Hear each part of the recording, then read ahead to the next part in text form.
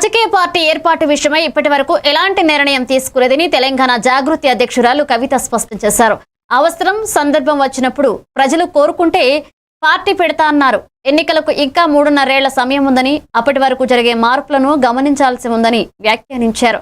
లండన్లో తెలంగాణ జాగృతి యూకే శాఖ నిర్వహించిన బతుకమ్మ వేడుకల్లో పాల్గొన్న కవిత బీఆర్ఎస్ పార్టీలో ఎన్నో అవమానాలు, ఇబ్బందులు ఎదుర్కొన్నారని ఆవేదన వ్యక్తం చేశారు. పార్టీలో చీలికలు రాకుండా ఉండాలని అనేక ఇబ్బందులు తట్టుకుని నిలబడ్డారన్నారు.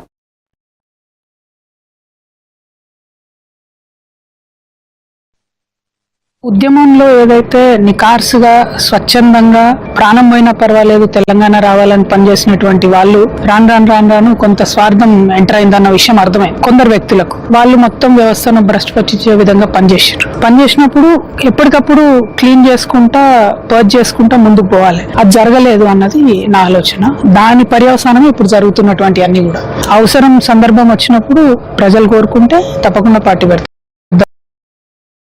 వద్దలేం లేవు. జాతీయ పార్టీలు నా అనుకుంటే దాచుకునేదాన్ని కాదు. మళ్ళీ చెప్తున్నా, నాకు జాతీయ పార్టీలు ఏవి కూడా నా వెనకలేవు.